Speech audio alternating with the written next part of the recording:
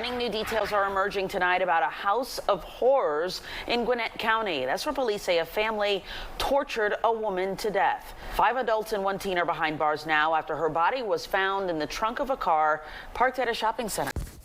That's right. Police believe that female victim came here from South Korea to join a religious group. But police say that the group that she joined here at this house ended up abusing her and killing her.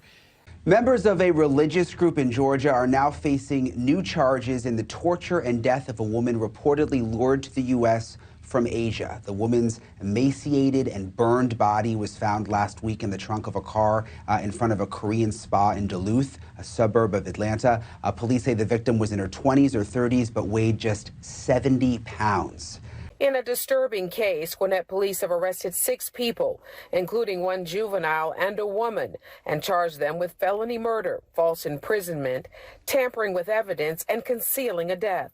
The victim's name hasn't been released since her family lives out of the country and hasn't yet been notified. But these are the suspects who are now under arrest in her murder.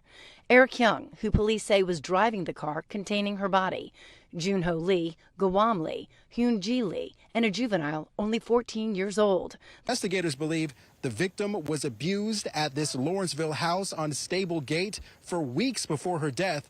Police say the woman, who has not been identified, came from South Korea to Gwinnett County over the summer to join a church called the Soldiers of Christ. It's at this house where police say she was hid in the basement and abused since August and may have even been dead since August. Do we know, Michelle, what this group really is, the Soldiers of Christ? I mean, is it like a cult or some kind of religious organization? Because when you Google it, there's not a ton of information out there. What have you guys learned so far? Investigators found that they were identifying themselves as belonging to the Soldiers of Christ, which they believe was a religious organization. From a family that has a religious van that you expect, okay, they act normal, they're social, and then you hear this. These pictures are from inside the basement of the home where detectives say the group held her. Neighbors are having trouble making sense of it all.